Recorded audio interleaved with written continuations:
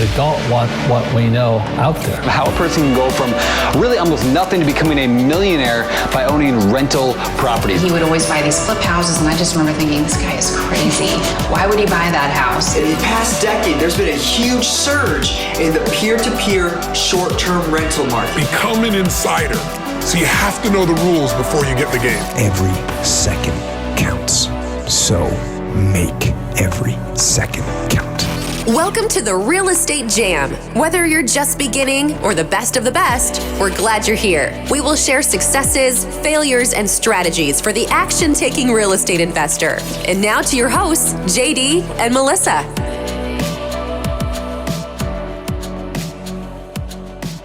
Hi guys, welcome to the Real Estate Jam podcast. I'm JD with my wonderful and lovely co-host, Melissa. Hi, JD. How you doing today? Busy. Super busy, crazy, good though. That's good. Awesome. Well, hey, I'm super thrilled to introduce you guys to our next guest. Has a ton of experience, 20 plus years in real estate and tech industry. He is the founder of PropertyRadar, owner of PropertyRadar, which I'm sure all of you know about, or 90% of you know about. And if you don't, you will after today. Sean OToole, thank you so much for being on our show and adjusting your schedule for us. We really appreciate it. For sure. Yeah, great to be here. Thanks for having me. Awesome. Well, Sean, for that 10% of our audience who maybe doesn't know what your company does and who you are, if you could give us kind of a quick rundown of who you are, where you came from, and why it's important, really important for them to listen to you today. Yeah, so I started programming software when I was 10 and started working as a professional software engineer at 14, dropped out of college to start my first software company. And somewhere early on there, I also owned a real estate magazine in Hawaii, Homes and Land magazine of Hawaii Islands. So I learned a lot about real estate, bought my first house when I was 18. So have always been kind of involved in real estate marketing.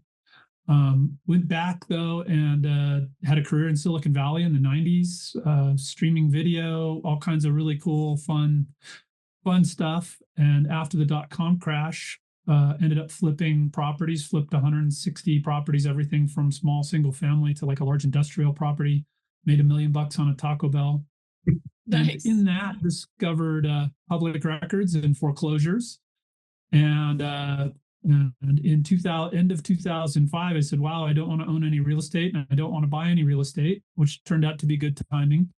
But I had all this data on foreclosures. So launched a service called PropertyRadar right before the foreclosure crisis, which turned out to be very, very good timing. Unique timing. And and then as the foreclosure crisis wound down, morphed that into PropertyRadar and covering all properties rather than just those in foreclosures, still leveraging public records.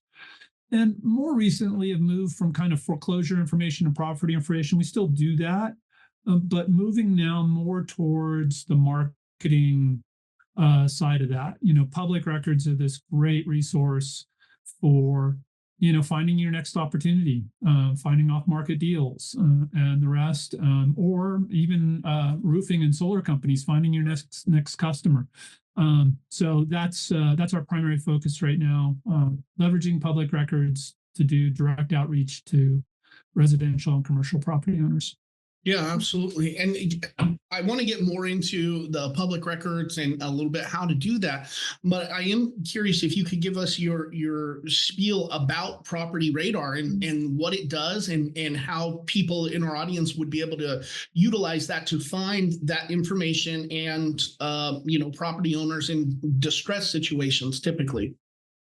Yeah. So we've got these amazing resources in the United States. I think it's one of the things that makes us, a great country, and is one of the reasons we have such low corruption is that a lot of this data about your property, your ownership of that property, the loans you have, et cetera, are all public records. So you've got the county assessor's office that has kind of the characteristics and who owns the property. So beds, baths, square footage, all of that. And they use that to assess the value of your property and charge you property taxes, right? And then the county recorder's office keeps track of all this history, who bought, who sold, what loan did you get, foreclosure notices, all the rest. And then county courts as well. Sometimes, depending on judicial, non-judicial foreclosures, they'll have foreclosure information and other things. So these sources together, we gather information. There's 3,142 county or county equivalents throughout the U.S. We gather all that data together with other data like phones and email addresses on those owners, and put it all into one big database. And I think we can very easily claim we have the most powerful property search engine in the industry, of closing in on 300 criteria, which is more than any of the big guys like CoreLogic or First American. And we make that all searchable, so you can find, we had a roofer who, it's fire season, wanted to find everybody with a wood-shaped roof in, a fire-prone area, so he could reach out to those folks and upgrade them to composite roof, a fireproof roof. Or it could be you want to reach out to everybody with an HOA lien, because most people that are in a fight with their HOA are going to end up selling. So that's a great listing opportunity for an agent. We've got a bunch of mortgage companies that use us right now to find folks who, have a 6-7%, rate. Now rates are coming back down a little bit, and they can get those folks in and refire. Maybe they have a first and second, that now they've got enough equity to go to just a first. So all those kinds of use cases, like I said, hundreds of criteria, thousands of data points, billions of records, and then the marketing tools around that. So once you find that audience, you want to do direct mail, you want to do door knocking, you want to do cold calling, whatever, the tools to reach out to those folks. Sure, absolutely, and that's great for PropertyRadar. In regards to investors, who is your ideal client? And maybe not your ideal client, but who is this person who's never done an off-market deal, never flipped a property? Should they be getting your services? Should it be only a guy with a team that has 30 different acquisitions agents? Where on that spectrum does your tool fit the investor? Yeah, we tend to do best with the more experienced folks that have been around for a while. There are some tools that are similar to ours. They usually just like resell First American data. They don't multi-source and don't have the depth we have, but they're easier to use, like a Deal Machine or a PropStream, just to throw out a couple easy to use competitors that a lot of people cut their teeth on. And then the more professional folks, as they move up and they need more, will move to us. And so we have a lot of the largest players, like household name level players that use us, large iBuyers, large institutional companies that are buying up rentals. So we tend to play well with the more experienced folks, but we also tried to make, like we have these 250 criteria. It's overwhelming, right? Sure. The number of criteria trying to find something. But we have our criteria bot where we leverage a large language model, and you can just type in whatever you want. Like, I'd like to find, retired landlords who, have owned their house since 2000 or bought the property in the foreclosure crisis. Like, you could even say that, right? Because they now have a lot of equity, and then it'll figure out which criteria to fill that, So you said language model, but you mean the AI like ChatGPT is in there searching the system for us. Yeah, except it's we've fully trained it on all those 250 criteria. And it's pretty incredible. Like, I was demonstrating it one day and gave an example, right? And put it in. And it came back and it added a criteria that I'd never thought of. That was freaking brilliant. It was like, oh my gosh, that's a better list than I would have came up with. And I designed the thing. Yeah. So it's pretty cool. It learned it for itself. Cool. Yeah, that is really great. So now it occasionally hallucinates, right? So that's the other side of ChatGPT and large language models, is occasionally they just come up with crazy stuff, but sometimes it's really good. Right. Yeah, that's super fascinating. You know, over the last, I don't know, 2 or 3 years, we've seen so much hype about how AI is changing the software, changing the real estate landscape. If you're not utilizing it, then you're going to fall behind, similar to agents who still use a fax machine, right? You're falling behind, right? Because everything's getting better, bigger, faster, and AI helps get us there. But if we're trying to roll it back to our core audience, these guys who can you help us understand, like, I understand we can go to tax assessor's website and figure out everyone with a lien, and that's great. That's a lien list. But I think, and you can correct me if I'm wrong, but what you're able to do inside of your platform is stack those lien lists against the probate list, against the foreclosure list, against all of these other things, so that when a newer investor or somebody with a smaller budget goes to use their marketing dollars, they're spending it on the most likely to need to sell, instead of just blanket marketing an area. There's two things there, and this is a really deep topic that you just touched on, right?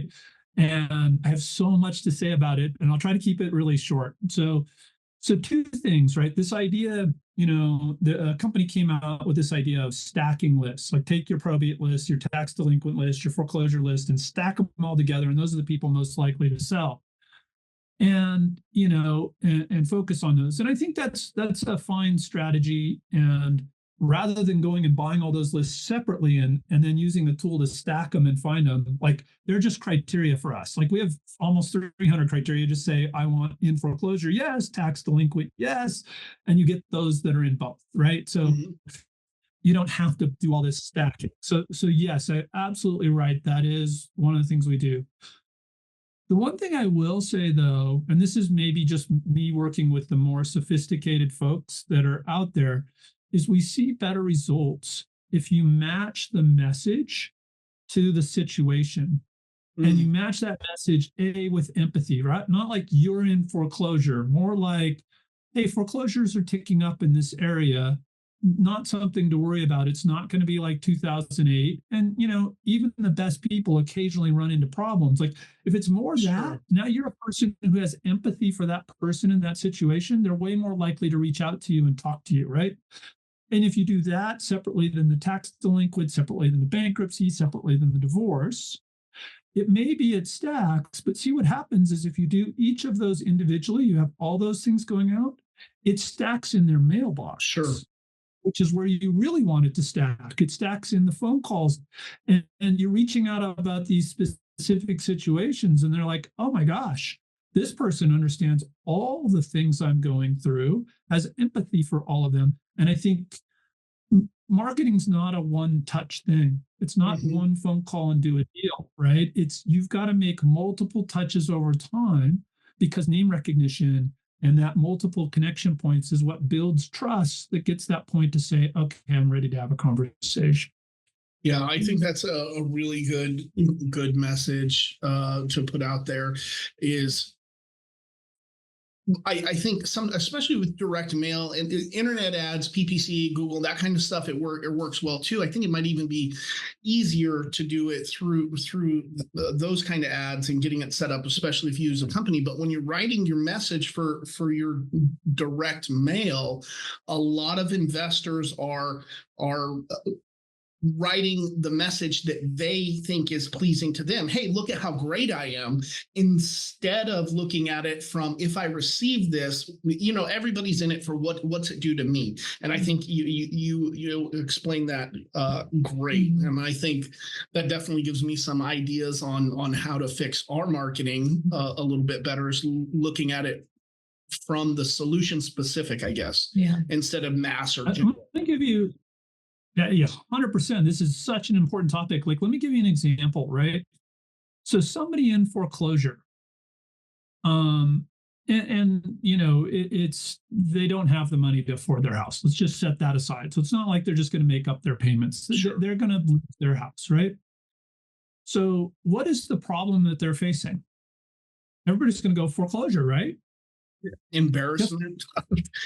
Okay, so this is where you really want to put your thinking cap on. Like, the issue they're facing is my credit's ruined. I'm not going to be able to rent a place, right? What do I tell my kids? How my neighbors are going to find out? And the embarrassment issue, those are the things that are practical.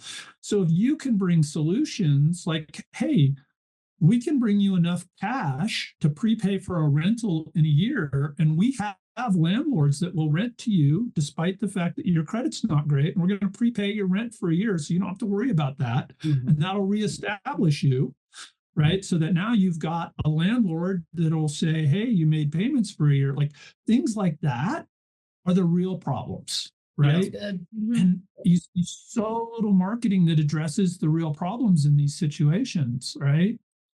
Somebody's in a fight with their HOA and has an HOA lien, right? They want help finding where am I going to move that I don't have to have this battle with this terrible neighbor that keeps reporting about my kids, whatever. And, so coming and saying, hey, there's great neighborhoods in your price range that don't have an HOA, right? Like, that's great marketing to those folks, right? Like, because it's solving their problem. Yeah, that's phenomenal. And to think about that and be customer solution focused instead of what you see. Hey, we buy houses cash. Okay, great. So does 30 or 40 other people, but who really cares about whether my neighbors are going to know that I had to go into foreclosure? That's or how to deal with a probate or whatever other pain point that they're suffering from. What's the actual the rental one's good because that's really what we hear a lot. Yeah, we get a lot of that. What am I going to do? What am I going to do? Where am I going? And listen, you'll hear people go, well, yeah, but the ugly letter, all cash today, the fake checks, that works too. And, there are meth addicts and other folks out there that all they care about is the cash. So, there's going to be situations where that works, but there's a whole bunch of other situations where it's the turn off, right? Well, that's and you low hanging thinking fruit about your whole market. Yeah, that's the low hanging fruit. Like your nice letter about, hey, I can buy your house and help you find a new place. That's also going to work on the ones that just care about the cash. Yeah. Right. Yeah, I think so. But I don't think it works the other way. It's does not work the other way. It's a major turnoff when you go down that path to the other folks that are just, good folks in a bad situation. Yeah. And a lot of, most of these folks are good folks. I bought 160 foreclosures. I've done over 100 evictions, right? And at the end of the day, it's a lot of good folks who made a bad decision, who got in a tough life spot, who had a medical problem, who had nothing goes farther than just some empathy and understanding. Yeah. That's, people just want to be heard. For sure. Yeah. So if you were dealing with like a beginning or mid-level investor who's doing a little bit of their own marketing, is that the advice that you would give them, is to niche down and niche down your list and your marketing to attack and solve those problems? And you can do multiple niches at once, but definitely really hone that marketing. That's where you have the chance to be different, right? An absentee owner list, really popular list, especially for newbie beginners. Like, one of my questions that I'll ask folks is like, okay, what's an absentee owner? Explain that to me. What is an absentee owner? Okay, well, second homeowners are absentee owners. Those are in that list, right? The Burbros, buy, rehab, rent, refinance, right? Repeat. Yeah. Those folks are older landlords that are ready to retire are in that group, right? You get all these different types of folks that are all second homeowners or absentee owners, and we treat them all the same. A retiree landlord that's had the same tenant for 20 years maybe really cares about that person and wants to sell to somebody who's going to take care of their properties and their legacy and make sure their tenants are taken care of. And they care way more about that than the last dollar that they're going to get. you know? And so just thinking through, and this is why I created all these criteria, right? And people go, you're crazy, like it's too many. But when you have some idea in your head of like, okay, I want to separate out that group from that group, you need all these little knobs to turn to get to that right group so that message makes sense. To find the list. So I guess the way that you would do it is start with your avatar in mind. Like, this is the person I'm looking for, this, a divorced mom or whatever. And then you would target your message to that group specifically. And then you could do that for, I mean, really starting out, you probably want to target one niche, but then as you get that one figured out, then add another, if you were starting from scratch. And your system would definitely help with that. Are you in every county, everywhere across the U.S., or are you limited in some areas? Yeah, and we're definitely nationwide. The one thing I will say, if you're in a really small county, paper records. Like in California, like LA County, the largest county in the nation, right? We're typically 3 days behind when something gets recorded, when it shows up in our system. Alpine County, which is out in the middle of nowhere, has a little ski resort, not much else going on. Like we get data maybe once a month, right? So it varies, right? And that's kind of true across. We do buy data from other larger aggregators as well as go collect it ourselves. And we bake off all the big guys like the CoreLogics, Black Knights, First Americans, et cetera. And we multi-source as well. So, we definitely have the best currency in the industry. But it still varies a lot. And, like Maricopa County in Arizona, there's no bedrooms. So, you go do a search by bedrooms there and it doesn't work. Like, so you got to, you do it with 3,142 counties or county equivalents. We can't we just don't know, right? We don't honestly know what fields work and don't work. Like multifamily, let's say you're searching for multifamily. In some places, you can just tag property type equals multifamily, and we have 2 to 4 units for the smaller ones or 5+ for the apartment, and that works. In other areas, though, the counties aren't good about marking that, but maybe you can use bathrooms or units or, And what I like to say there is go find some examples. If you're having a hard time finding what it is you're looking for, go find some examples where that's an apartment. Go look it up and see what your county has, because each county has differences. So our software is going to have all the data, but learning the intricacies of your county will give you a lead over people using tools that aren't as powerful and using tools, that oversimplify these things and don't give you all these criteria. And that's another reason why we have all these criteria, so that, you can dig in on your county and find the things that work. Yeah, I think the list that we use from PropertyRadar that was good for us, what I call it a pre-probate list, but that's not what it really is. What I did was looked for owners that were like 100 to 120 years old or something like that, and there's 5 or 6 in a county, and I just assume that those are going to be pre-probate. And I think one of them was not, but that was being able to specify age ranges, being able to specify equity is huge. So if our listeners wanted to check out more about PropertyRadar, find out more about you and what you guys are doing over there, and how to put some of this into action, where can we send them? Yeah, definitely PropertyRadar.com. We've got a good blog there as well with a lot of articles and stuff. They regularly post on Facebook, LinkedIn. You can connect with me on Facebook and LinkedIn. We also have a community that's very underutilized, community.propertyradar.com, where you can come in and ask questions, and I'm usually the one who answers those.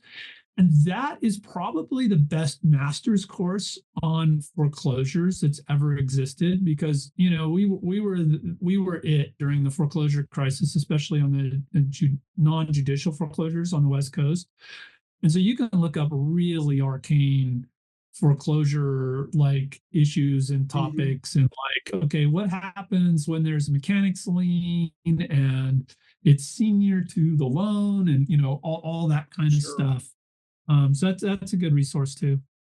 Awesome. Well, Sean, we really appreciate your time today. That's a ton of information. Yeah. I hope that all of our listeners get over there and check it out. And we really appreciate it. Awesome. Thanks for having me. Thanks, Sean. Thank you for listening to the Real Estate Jam. We hope you enjoyed today's episode. For more information, check out our website, therealestatejam.com, or find us on Instagram, Facebook, and Twitter at The Real Estate Jam. If you have any questions, feel free to drop us an email at therealestatejam@gmail.com. See you next episode.